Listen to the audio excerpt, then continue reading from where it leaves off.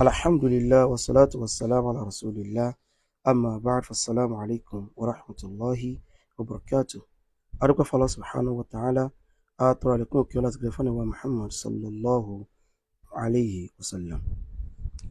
Ní àìní gbára wa lásìkò, ẹ jẹ́ ká sáré ṣàlàyé ìrújú ráńpẹ́ tí ìkan nínú àwọn sọ̀rọ̀sọ̀rọ̀ láwùjọ wa nílẹ̀ Yorùbá tí wọ́n fẹ́ gbé wọlé nípa àwọn ànábì Ọlọ́run Ọba alayhimu salatu wassalam.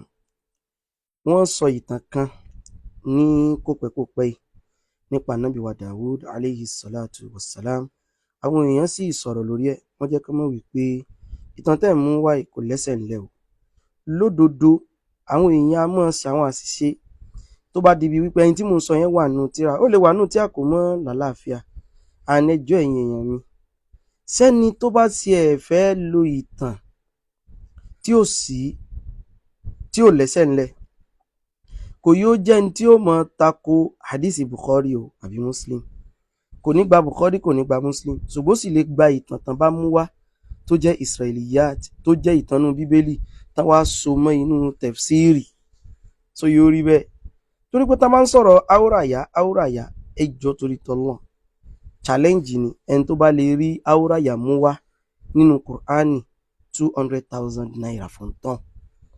Tó bá lè rí áwòràyà yẹn tán lánàá bí Dàwúdù bọ́n ṣe sọ̀tàn lẹ́nu wọn náà, tó bá lè rí mú wá nínú Kùránì 200,000 naira.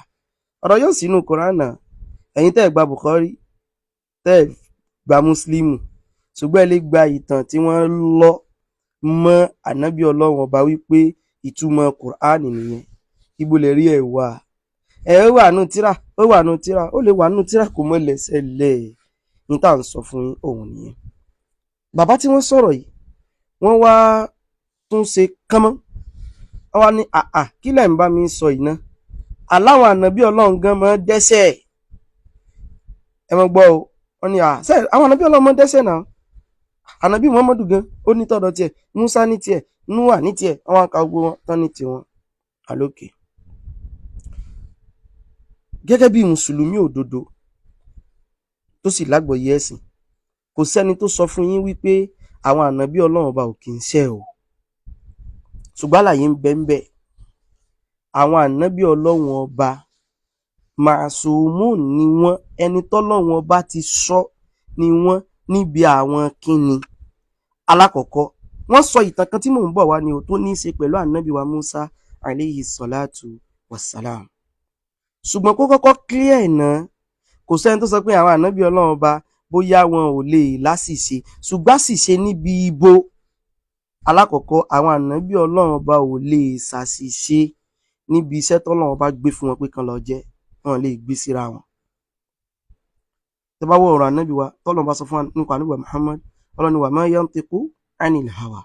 Àwọn ànábì Ọlọ́run Ọba ò kì í sọ̀rọ̀ pẹ̀lú fẹ̀ẹ́nu, wọn lè ṣàṣìṣe. Ọlọ́run Ọba ti sọ wọn níbi iṣẹ́ tó ṣe kíni o, níbi iṣẹ́ tó gbé fún wọn.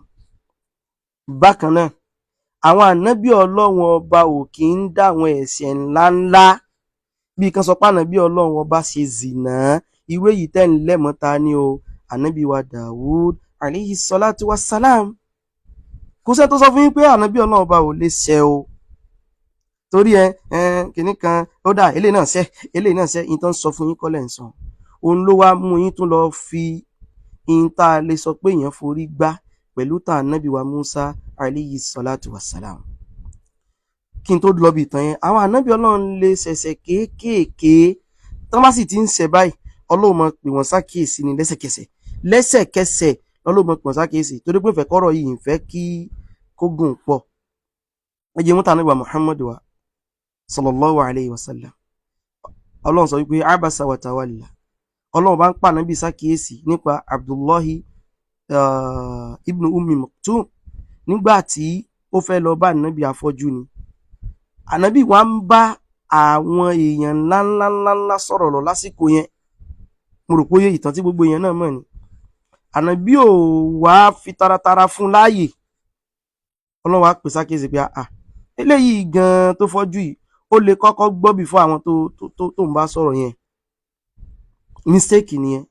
Ọlọ́run tó sọ fún ànábì náà pé ìwọ ń ṣe Ọlọ́run lima tuharrimu ma ahalla Allahu lak. Torí àwọn ìyàwó rẹ̀ yín tọ́lọ́run ṣe lálàá lè wá fẹ́ mọ́ sí ní haram, ọlọ́run pè sákèésì níbi ìbẹ̀yẹn náà.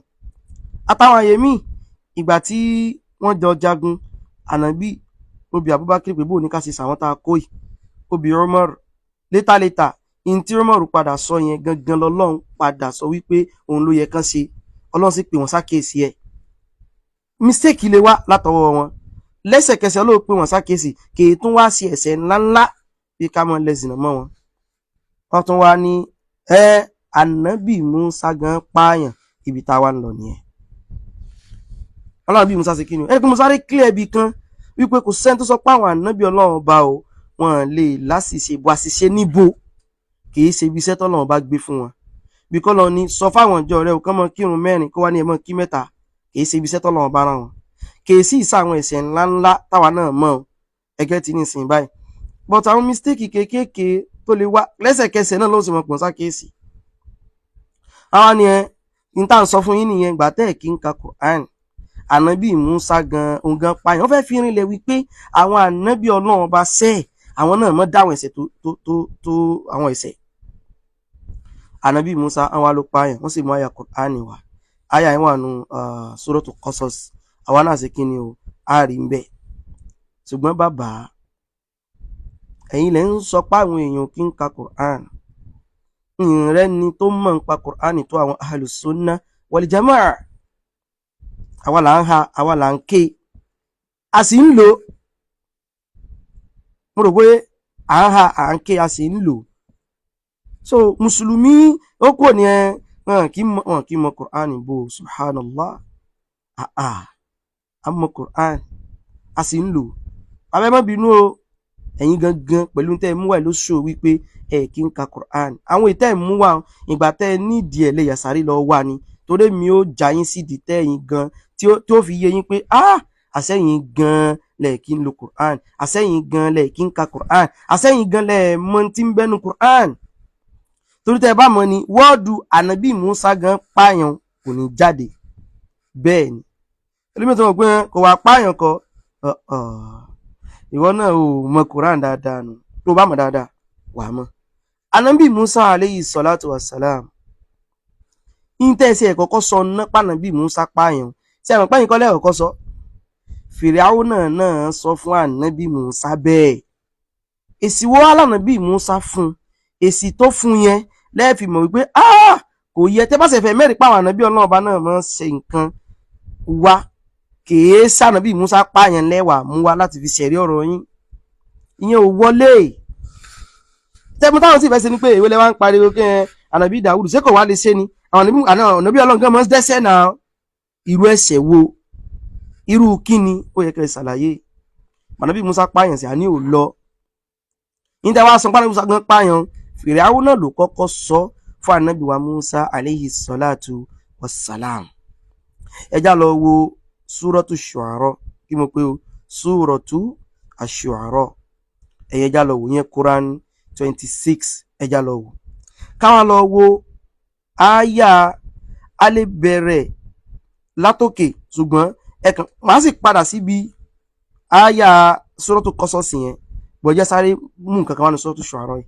Pé tẹ́ ẹ sọ nǹkan ní Musa náà pààyàn, Fìràwọ̀ náà ti sọ́rí. Èsì ànábì Musa láàfin wá fún yín lé sílẹ̀ ìgbìmọ̀ pé wọ́ọ̀dù ànábì ẹgbọ́ ànábì Musa kò yẹ kẹ́ ẹ fi sí mistake ńláńlá ni, kò yẹ kẹ́ ẹ fi sí. Ẹ sọ táwọn ànábì Ọlọ́run lè ṣe, ní táwọn sọ ni pé ẹ mọ̀ lẹ́ni táwọn ànábì Ọlọ́run ò lè ṣe mọ́ wọn rárá yà kínní kan ní tí ó sì nù kọ́ kò sí láti sọ lẹ́sẹ̀ ńlẹ̀ wọn ó wà ní àwọn tíra tẹ̀fsírì só wá lẹ́sẹ̀ ńlẹ̀, só lẹ́sẹ̀ ńlẹ̀ ni kò lẹ́sẹ̀ ńlẹ̀ náà. Àmọ́ ànábì Ọlọ́run pò ṣe zìnà, ànábì Ọlọ́run ọ̀yẹ̀ wa mọ̀ gbọ́. Ní Quran 26 yìí a lè lọ wò láti bí àyà ẹlẹ́ẹ̀kẹwàá, wa idh nada rabbuka Musa ani til qawma zalimin qawma Fir'aun ala yattaqun. Ó wá ń bọ̀ ó wá débi tí Fìràwọ̀ ti sọ fún ànábì Musa wípé wá ń bínà qala alam nurabbika fina walidan walabithta fina min umrika sinin. Wá ń bí o, Fìràwọ́nà ń sọ fún Musa wípé sáwà kọ́la tọ́ ọ dàgbà ní Musa. Ẹ máa wọ́n yẹn náà ṣe mọ́ sílẹ̀ Yorùbá wa yìí. Kékeré àdíṣe lélẹ́ lẹ́wọ̀n sí bí àfà. Ọwọ́ tó ti pa àgbàgbà tí sí ìwọ pátá. Àbáwá kọ́ ìwọ iná. Fìràwọ́nà ń sọ bá ń fún kíni o. Ànábì wa Musa alayhi salatu wassalam. ń sọ bá. Fìràwọ́nà wa rán létí tó ṣe kó tó kú lọ́dọ̀ wọn. Ó ní wa fa'alta fa'alataka allati fa'alta wa anta minal kafirin. Wa anta ايش wa anta minal kafirin. Ó sì ṣe ń tó ṣe kó tó di pé ó kúrò lọ́dọ̀ wa ẹni tó pa ó ṣe ó pààyàn kó tó di pé ó kúrò ìwà pààyàn yìí ẹ mọ̀ wọ́n ṣe lè sọ̀rọ̀ pé ìwà pààyàn ìwà amúgbó ìwọ náà mọ̀ fẹ́ mọ̀ sọ̀rọ̀ ń pa súnà ìwà amúgbó lásán lásán yìí. Fíráúnù wa ń ná ànábì wa Mùsá létí pé ìwọ tó pààyàn kó tó kú o ìwọ náà ti wá dànà bí Ọlọ́run. Ànábì Mùsá wá sọ̀rọ̀ bàbá ó ní kọ́lá fa'altuha idhan wa ana mina dọ̀ọ̀lìn. Ó ní lódodo mo ṣe ń tẹ́ ń sọ pé mo ṣeun ṣùgbọ́n gbà ń tí ìwà nípò tí mo wà yìí ń tí ìdẹ́ntọ́lọ́ ń fi ọ̀nà yìí mọ́ ọ gbọ́ ni ó ní fafarortu minkum lamma khiftukum ó ní mo sì sá fún yín gbà tí mo ṣe torí wípé mo páyà pé kẹ́ mọ́ lọ sèmi náà láburú. Fawahabali rabbi hukma waja'alani minal mursalin. Lẹ́yìn ìgbà tí mo ṣe tí mo kó lọ́dọ̀ yín tán lọ́lọ́run ṣẹ̀ṣẹ̀ wá jẹ́ kí n wà lórí ọ̀nà yìí lọ́lọ́run wá ṣe mí lójíṣẹ́. Bàbá ó ń túmọ̀ sí wípé ìgbà tánàbí Musa alayhi salatu wassalam tó pààyàn tẹ́ ẹ fẹ́ mọ fi ṣẹ̀rí pé ànábì Ọlọ́run kan pààyàn kò tí ì dànábì Ọlọ́run nígbà.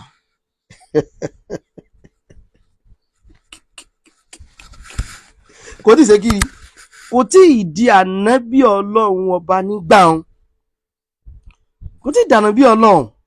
Yes, so what do ànábì Musa gan pààyàn ọ̀rọ̀ tí ò correct ni torí gbà yẹn kọ́ kò tí ì di ànábì Ọlọ́run.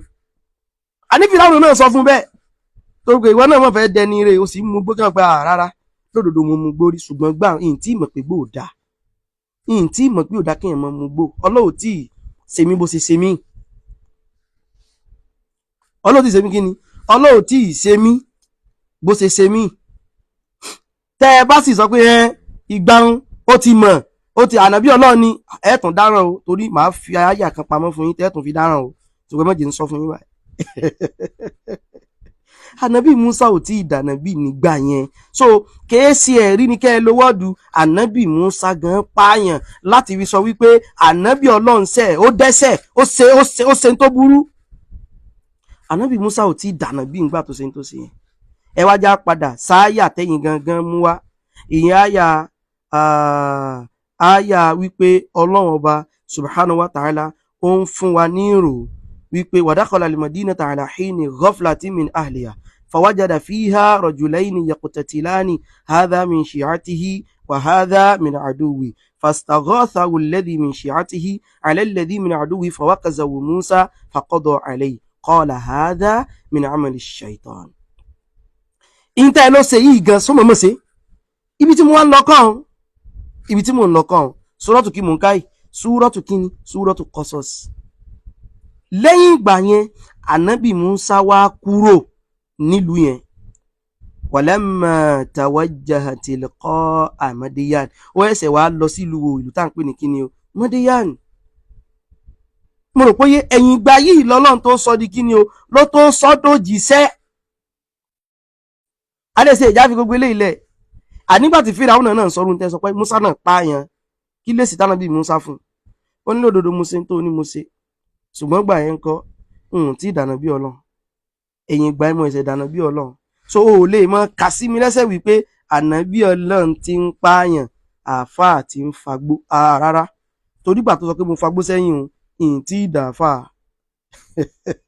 ẹjọ́ torí tọ́lọ́ ní kéèyàn mọ́ sọ̀rọ̀ àti ní kéèyàn mọ́ mẹ́rin wá ọ̀fẹ́ ni ohun ọ̀fẹ́ sì láti sọ̀rọ̀ mo tó bá ti ní ṣe pẹ̀lẹ́ sí Ọlọ́run ọba ìjà mọ́ tá a bá sọ ẹ̀yin tẹ́ ẹ̀ gba díìsì Bukhari tẹ́ ẹ̀ gba Muslim tẹ́ mọ̀ ló takò àyà Kùránì àwòrán àyà ní ìsìn ibo ló wà nù àyà Kùránì nínú sọ́ọ̀tù sọ́ọ̀dì tẹ́ mú wa ibo ló wà ńbẹ̀ kò sí ńbẹ̀ náà ẹ tú òkà ẹ̀kan ẹ tú tó wà ńbẹ̀ lúgọ̀tà ẹ tú ẹ wá lẹ fẹ́ lo tẹ̀fsírì ṣé tẹ̀fsírì yìí tó bá ìròyìn tọ́lọ́run bá rò ń pa àwọn ànábì Ọlọ́run bá mu tó bá mu ní kò bá mu nǹkan táwa ń sọ òun nìyẹn àwọn ànábì Ọlọ́run náà ọmọ lẹ́sẹ̀ irú ẹ̀ṣẹ̀ wo irú mistake wo náà lè ṣe ẹ ṣàlàyé rẹ̀ fáwọn èèyàn ẹ wá ní ẹ kódà torí pé ọmọ Quran ni alikọránù bílí Quran ó ní nǹkan táwa ń ṣe àtàárọ̀ tí mo ti ń sọ̀rọ̀ sí mo má dì í sí wa Quran náà la fi ń tú Quran náà wọ́ọ̀dù pé ànábì Musa gan pààyàn láti fi ṣẹ̀rí lórí ọ̀rọ̀ tẹ́ ń sọ pé àwòrán àyà kí ló wà ní pé ànábì Dàúdù bóyá ṣe ẹ̀sìn tó ṣeun àwọn ànábì Ọlọ́run ọba náà wọ́n lè ànábì Musa gan pààyàn rárá o àtàwọn ọ̀rọ̀ mi tẹ́ sọ nílé nìkan mo kọ̀kọ́ fẹ́ clear náà pé ànábì Musa gan pààyàn kò lọ fún ànábì Musa ẹyọ ànábì kò ẹni Musa gan pààyàn kò tó dànà bí Ọlọ́run ẹ gbòrògbò ti yé kò sì ní nídàájọ́ pàànàbí Ọlọ́run ọba ló pààyàn torí kò tí ì di kíni o kò tí ì dànà bí ngbà yẹn وصلى اللهم على سيدنا محمد وعلى أهله وصحبه وسلم تسليما كثيرا سبيري pọ́rọ̀ yìí kò lè bunú kò ní nǹkan kan nú lọ́dọ̀dọ̀ ẹni tí ó gbọ́ ó gbọ́ ẹni tí ó sì ń gbọ́ náà wá kí n tó wá mọ́ lọ o àwa tá a bá fẹ́ ṣe online class nọ́mbà wa 090 31 32 41 12 090 31 32 41 12 bóyá fọmọ wa ní fáwa gangan ni fún mọ̀lẹ́bí wa ni bákan náà àwa tá a bá fẹ́ ṣe hajj bá sì mọ́ sọ best person best iléeṣẹ́ tó lè tẹ̀lé lọ náà ní hajj mikot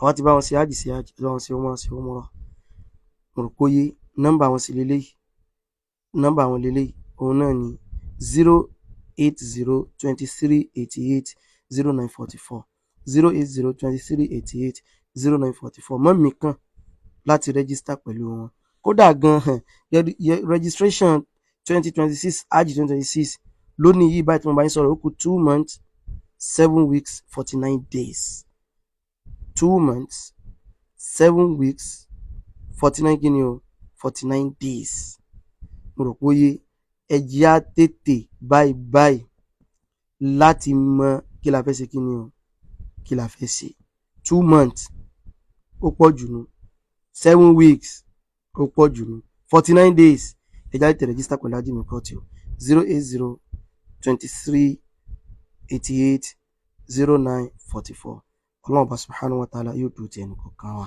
kò sẹ́ni tí ò lè ṣàṣìṣe mọ́ tó bá ti ṣàṣìṣe tó bá ti pèsè àkíyèsí kúrò mọ́tò mọ́ fàṣìṣe tún àṣìṣe ṣe o ọlọ́run dúró ti ẹnì kọ̀ọ̀kan wa wasalaamu alaykum wa rahmatulahi wa barakatuh.